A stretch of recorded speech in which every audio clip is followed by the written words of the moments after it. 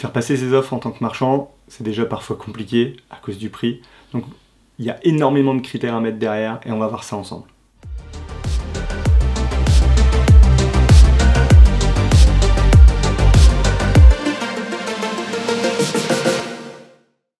En tant que marchand, je dis souvent, moi, il n'y a pas que le prix. Ok, c'est-à-dire que tout le monde va, encore une fois, dire on fait la bonne affaire parce qu'on a acheté moins cher que le prix du marché.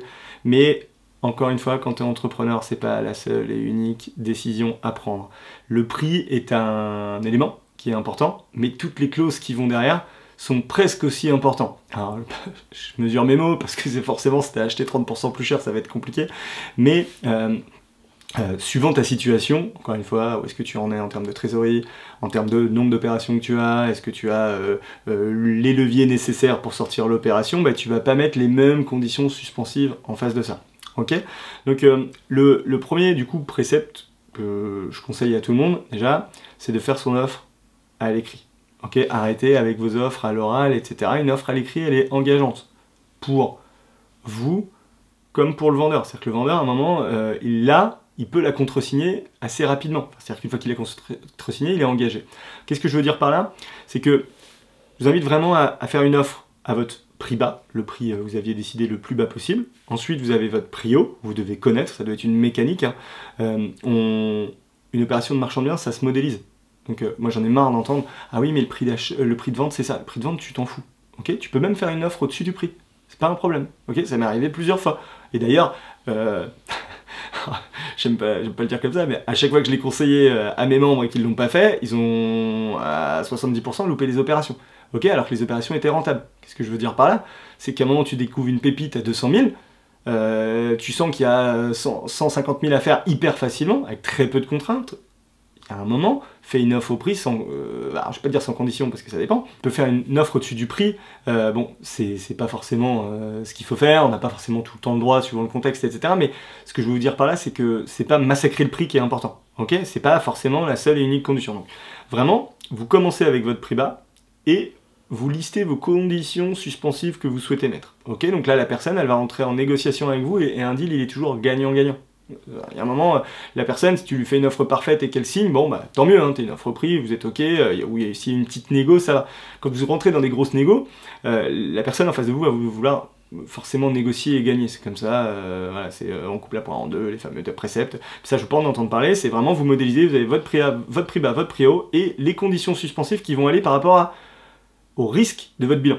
Je sais pas, hein, on a souvent parlé gestion d'opportunité, gestion de risque, et en fait la gestion de risque vous la maîtrisez avec vos conditions suspensives. Qu'est-ce que ça veut dire? C'est-à-dire que la première chose, c'est les conditions d'urbanisme. Ça, c'est non négociable. Il y a un moment, je connais pas un professionnel de l'immobilier établi depuis longtemps, en tout cas les grosses boîtes, qui vont aller signer des opérations sans conditions suspensives d'obtention d'un PC, d'un permis d'aménager, comment même d'une DP qui est nécessaire à sortir l'opération. Alors, faites pas dire ce que j'ai pas dit, ça existe, il y en a qui le font, prennent leurs risques, mais ça arrive aussi très régulièrement que du coup, leur affaire n'aboutisse pas et qu'ils fassent 0% de marge. Alors suivant où tournez en tant que marchand, si tu débutes, t'oublies, parce que de toute façon la banque elle va te le demander, donc y a pas de, sinon tu vas pas avoir de financement, tu vas être obligé de te retirer de l'opération avec les coûts qui seront induits avec ça. Donc vraiment les conditions d'urbanisme sont nécessaires. Ça veut dire quoi les conditions d'urbanisme?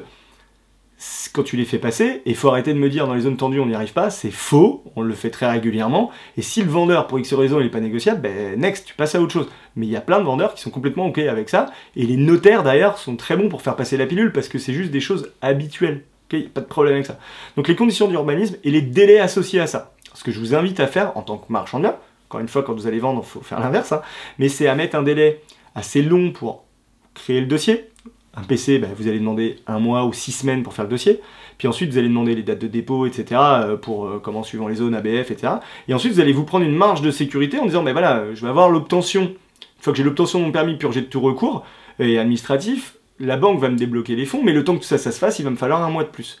Qu'est-ce que ça veut dire? Ça veut dire que cette clause d'urbanisme, pour vous, c'est votre temps qui va vous permettre de faire autre chose pendant cette période. Donc, gérer votre projet. Ce que veut dire pas gérer par votre projet, c'est peut-être pré-commercialiser le bien. Alors ça, pré-commercialiser le bien, c'est pareil, c'est une condition suspensive qu'il faut mettre. C'est-à-dire qu'aujourd'hui, vous n'avez pas le droit de commercialiser un bien si vous n'avez pas l'accord du propriétaire. Donc vous devez vous-même être sous promesse, ok, et ensuite commercialiser le bien avec l'accord du vendeur dans votre promesse. Ok, c'est important à comprendre. Hein. Et là, vous avez le droit de le pré-commercialiser, de faire des visites, et même de vous remettre sous compromis, ok, avec tout un tas de cas particuliers, pour pouvoir comment vous assurer de la vente et montrer à la banque que vous avez pré-commercialisé votre bien.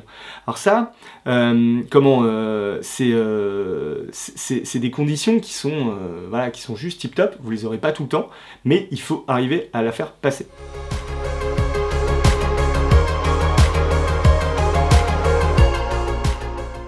Moi, je prône toujours le fait de tout dire.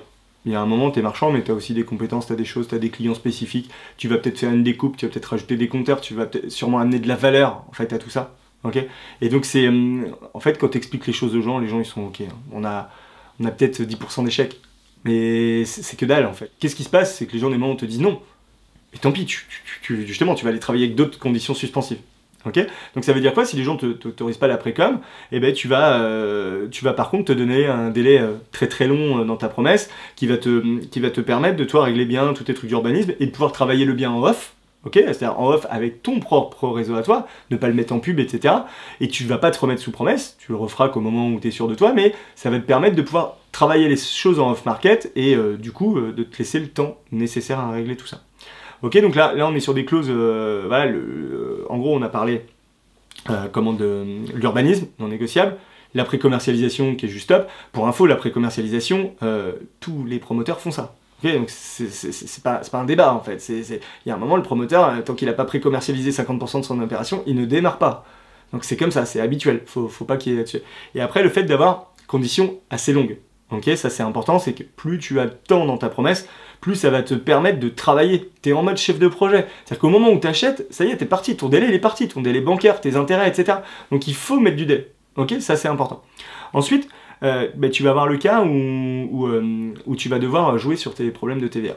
Alors on a fait une vidéo là-dessus, je vais pas revenir sur tous les problèmes de TVA, mais tu peux, du coup, soit demander à ton acquéreur de faire certains travaux, ok, pour que toi tu achètes avec les travaux réalisés, ou tu peux lui demander par exemple d'acheter 2 fonciers différents, c'est-à-dire qu'on est déjà divisé. Alors pour les problèmes de TVA, hein, si tu n'achètes pas le terrain, typiquement une découpe de terrain à bâtir, si tu n'as pas détaché le terrain et que tu n'achètes pas 2 fonciers différents, sache que quand tu vas vendre ton terrain, tu seras à la TVA sur prix total. Donc t'imagines, tu vas payer 20% de TVA sur ton prix de vente, c'est complètement débile. Donc, et donc ça pareil, c'est des clauses suspensives que tu dois mettre et tu dois échanger avec ton vendeur.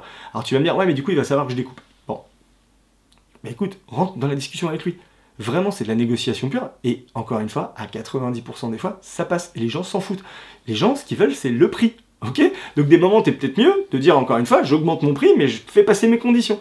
Et donc là, va rentrer la négo, step by step, de pouvoir mettre toutes les clauses qui vont bien pour pouvoir arriver à ta vente, qui va être un deal gagnant-gagnant. Donc vraiment, si je reprends les préceptes, c'est prix bas, beaucoup de conditions, même des conditions où tu sais que tu vas pouvoir lâcher, et quand tu dois remonter le prix, ok, eh ben tu forces sur les conditions et tu insistes sur des conditions peut-être même encore plus longues. Par exemple, tu as mis 6 mois de délai, tu dis ok, je remonte le prix de 10 000, mais je demande 9 mois de délai. Ou alors, vous n'étiez pas d'accord pour la précom, je remonte de 10 000, mais je veux une précom. Tu vois, c'est vraiment la méthode pour y arriver.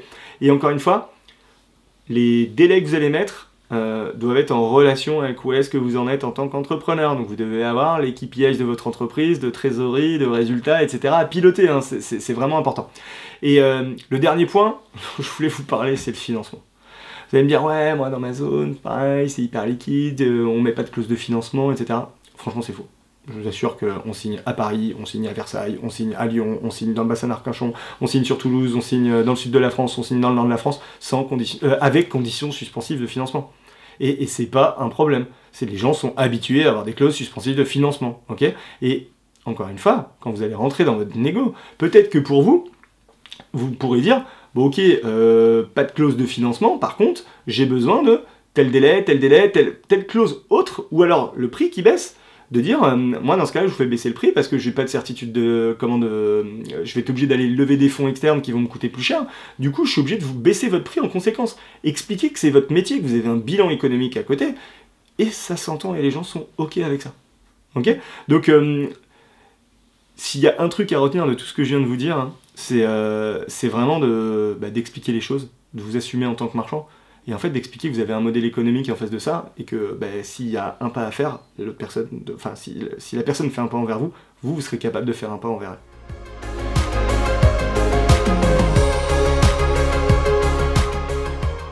Quand tu débutes, va pas te confronter à des mecs qui ont 20 ans d'expérience. Enfin, il y a un moment, ouais, t'es sur un marché qui est pas le tien. À un moment, tu sors, point barre. Enfin, moi, j'ai démarré par des toutes petites affaires où il y avait personne, où j'amenais de la valeur, où voilà. Enfin, c'est comme si je reprends l'exemple du garagiste, mais c'est comme si le garagiste du coin, il allait concurrencer Feu Vert. Ben non, le garagiste du coin est plus cher que Feu Vert. Et alors? Et il a quand même des clients. Donc qu'est-ce que ça veut dire? Ça veut dire qu'il faut arriver à travailler différemment. Donc soit tu changes de secteur, soit tu amènes justement des conditions suspensives un peu différentes, tu fais jouer du fait que toi tu es sûr d'aller au bout, etc. Et que les anciens marchands, justement, ils vont vous mettre des clauses et ils vont quand même réussir à sortir autrement qu'avec le financement. Enfin tu vois, il y a un moment, il faut juste aller jouer dans la cour où on est capable d'aller jouer, tout simplement.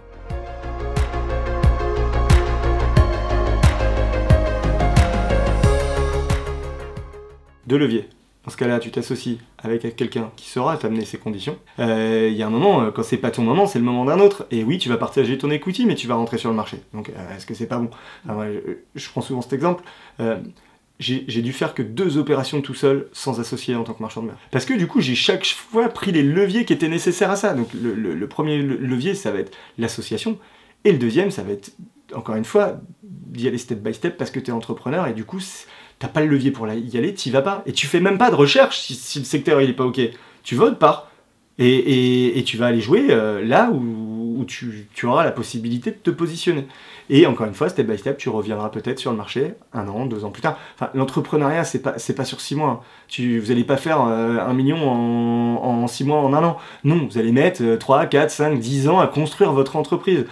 Enfin vraiment, moi j'aime pas les fakes sur internet et j'en ai même un peu marre de tout ça. C'est que l'entrepreneuriat, ça se construit. Parce qu'en plus, ton cerveau, il est pas prêt. Enfin, tu dois aller te poser sur un truc sans condition suspensive, sur lequel t'as pas l'argent, t'as pas le levier, t'as pas ça, et t'es dans ton démarrage en tant que marchand de biens, t'as aucune banque qui te finance. Arrête. Ou alors dans ce cas-là, accepte de t'associer. Je vais vous prendre un exemple très concret. Alors du coup, ça va à contrario de ce que je viens de vous dire, mais en même temps, vous allez comprendre le principe. C'est que moi, je me suis positionné sur un immeuble de 27 lots. Le marchand m'oblige de le signer. C'était un marchand en face, m'oblige à le signer sans condition suspensive de financement. Moi, je fais mon truc, etc. Je me rends compte qu'en locatif, ça passe. Je me dis que la marge était très très belle, 35%. Et en face de ça, par contre, il y a un gros problème Enedis à régler. Donc, il me demande le sans condition. Je dis OK, mais dans ce cas-là, on traite le problème Enedis pendant cette période. J'achète qu'une fois que le problème Enedis est fait. Qu'est-ce que j'ai fait?